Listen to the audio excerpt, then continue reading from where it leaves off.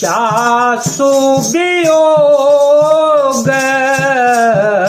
विकल्प सोऐसे प्रजा मातो पितु जीहि कैसे बरबस राम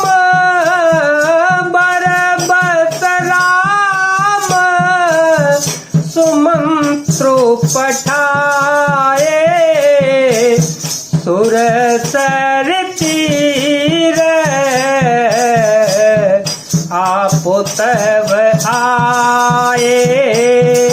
जिनके वियोग में पशु इस प्रकार व्याकुल हैं, उनके वियोग में प्रजा माता और पिता कैसे जीते रहेंगे। श्री रामचंद्र जी ने जबरदस्ती सुमंत्र को लौटाया। तब आप गंगा जी के तीर पर आए। मांगी नावन के बटुआना कहे तुम्हारा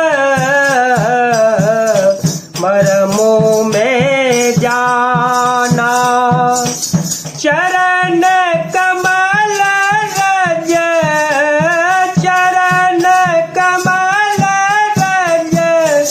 कहूँ सब काई मानो सकरनी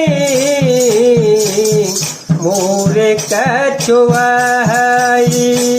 श्री राम ने केवट से नाम मांगी पर वह लाता नहीं है। वह कहने लगा, मैंने तुम्हारा मर्म भेद जान लिया है प्रभु। तुम्हारे चरणों कमलों की धूल के लिए सब लोग कहते हैं कि वह मनुष्य बना देने वाली कोई जड़ी है। छुअत सिला भई नारे सोहाई पाहन तेन काट कठिनाई तरनी उमुनि घरी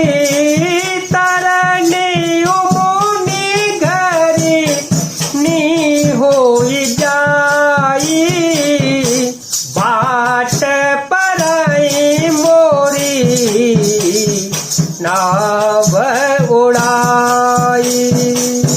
जिसके छूते ही पत्थर की शिला सुंदर स्त्री हो गई। मेरी नाव तो काट की है प्रभु। काट पत्थर से कठोर तो होता नहीं है। मेरी नाव भी मुनि की स्त्री हो जाएगी और इस प्रकार मेरी नाव उड़ जाएगी। मैं लुट जाऊंगा प्रभु, अथवा रास्ता रुक जाएगा जिससे आप पार न हो सकेंगे और मेरी रोजी रोटी मारी जाएगी प्रभु। मेरी कमाने खाने की राह ही मारी जाएगी। यही प्रतिपाल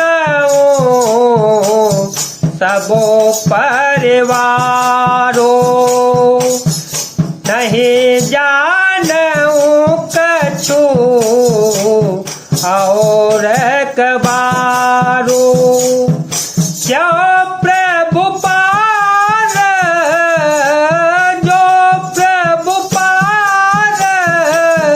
अवश्य गाचहु मोहे पद पदोम पखारन कहूँ। मैं तो इसी नाव से सारे परिवार का पालन पोषण करता हूँ, दूसरा कोई धंधा नहीं जानता। हे प्रभु, यदि तुम अवश्य ही पार जाना चाहते हो तो मुझे पहले अपने चरण कमल पखारने दीजिए प्रभु और कह दीजिए, पद कमल धोई चढ़ाए नावन नाथ उतराई चहो मोहि राम राउरियान दशरथ सपत सब साची कहो बरु तीर मारहु लखनु पे जब लगे न पाए पखारी हो तब लगे न तुलसीदास नाथ कृपाल पार उतारियो। हे नाथ, मैं चरण कमल धोकर आप लोगों को नाव पर चढ़ा लूंगा। मैं आपसे कुछ उतरा ही नहीं चाहता। हे राम, मुझे आपकी दुहाई और दशरथ की सौगंध है, मैं सब सच सच कहता हूँ। लक्ष्मण भले ही मुझे तीर मारे, पर जब तक मैं पैरों को पखार न लूंगा तब तक हे तुलसीदास जी के नाथ, हे कृपालु, मैं पार नहीं उतार दूंगा। सोने के वट के प्रेम लपेटे अटपटे, बिहसे करुणाए चितय जान की लखन तन।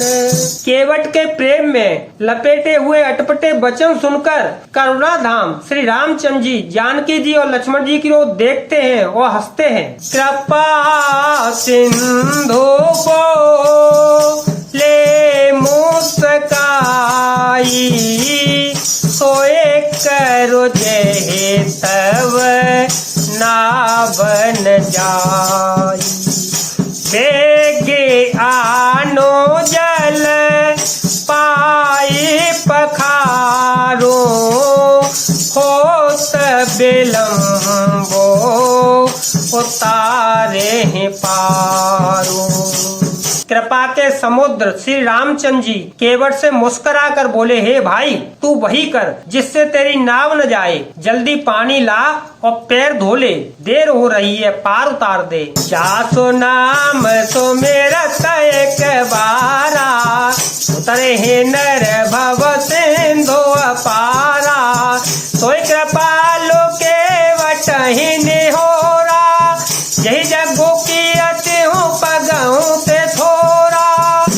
एक बार जिनका नाम स्मरण करते ही मनुष्य पार भवसागर के पार उतर जाते हैं, और जिन्होंने 52 अवतार में जगत को 3 पग से छोटा कर दिया था, 2 ही पग में त्रिलोकी को नाप लिया था, वही कृपाल निधान श्री रामचंद्र जी गंगा जी से पार उतारने के लिए केवट का निहोरा कर रहे हैं। पदन खने रख देव सरे हरसी, सुन प्रभु बचन मोहि मत करसी। केवट राम रजाय सुपावा, पानी कठोता भर ले आवा।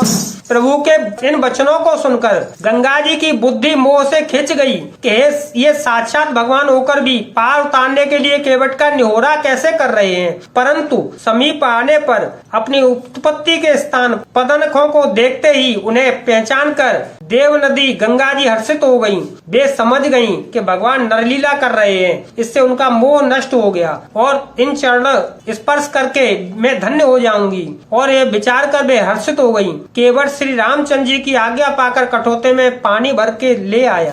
अत्यानंद उमगे अनुरागा, चरण सरोज पखारन लागा। वर्षि सुमन सुर सकल सिहाई, ये सम पुण्य पुण्य को नाही। अत्यंत आनंद और प्रेम में उमंग कर वह भगवान के चरण कमल धोने लगा। सब देवता फूल बरसा कर सिहाने लगे कि इसके समान पुण्य की राशि कोई नहीं है। पद पखारे जल पान करे, आप सहित परिवार। पितर पार करे प्रभु ही पुनि, मुदित गयो ले उपार। मंगल भवन अमंगल हारी, द्रव हो तो दशरथ अजर बिहारी। राम सिया राम सिया राम सिया राम, सिया राम जय राम जय जय राम। चरणों को धोकर और सारे परिवार सहित स्वयं उस जल चरणोदक को पीकर पहले उस महान पुण्य के द्वारा अपने पितरों को भवसागर से पार कर फिर आनंद पूर्वक श्री रामचंद्र जी को गंगा जी के पार ले गया।